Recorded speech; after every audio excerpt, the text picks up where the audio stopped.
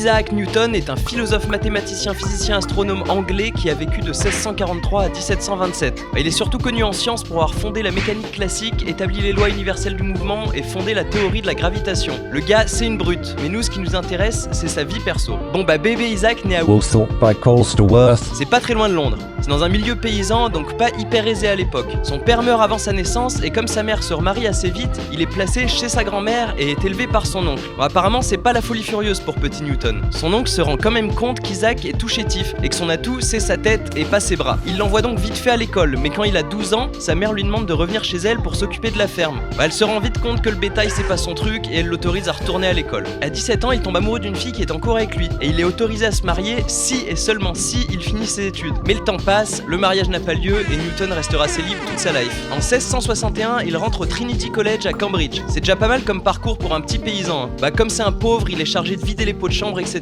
pour avoir le droit d'étudier. Mais le mec, c'est un furieux en mathématiques et il se fait remarquer par ses profs. C'est à ce moment-là qu'il commence à s'intéresser à l'astronomie et aux autres domaines scientifiques. Il obtient sa licence, ça s'appelle pas comme ça à l'époque, mais c'est l'idée. Il y a la peste et du coup, il est obligé de suspendre ses études et retourner chez sa mère. Mais là, il s'arrête pas et fait des découvertes sur la lumière, genre les prismes et tout. C'est aussi à ce moment-là qu'apparemment, il aurait vu tomber la pomme, qui l'aurait inspiré pour les bases de sa théorie de la gravitation. Bon, le mec est en feu, fait des avancées sur les fonctions dérivables, le calcul infinitésimal, etc., etc. Et à 29 ans, il entre à la Royal Society à Londres et met au point une nouvelle sorte de télescope. Il commence alors à rendre public ses différents travaux, ce qui l'amène sous le feu des projecteurs. Bon bah là, en cachette, Newton tente des trucs sur lui-même. Il goûte des trucs, s'intoxique au mercure et tout, et il paraît aussi qu'il se foutait des brindilles dans l'œil pour voir les déformations de la couleur. Le type est pas stable. Le temps passe et Isaac publie son best-seller en 1687, Les principes mathématiques de la philosophie naturelle. C'est avec ce bouquin que les mecs ont commencé à comprendre qu'on pouvait mathématiser la physique, bref, que tout était lié. Bon bah c'est aussi dans ce bouquin qu'on trouve ses lois sur la gravitation. Le mec pose les bases de toute la physique moderne. C'est pas pour rien qu'on parle de mécanique newtonienne. En 1689, il devient membre du Parlement britannique,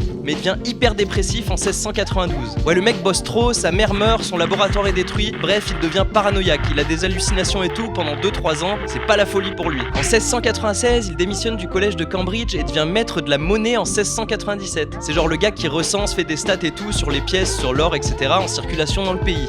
Comme d'hab, Isaac s'implique au max dans son job. Entre 98 et 99, il fait des interrogatoires de pas moins de 200 témoins, suspects, etc.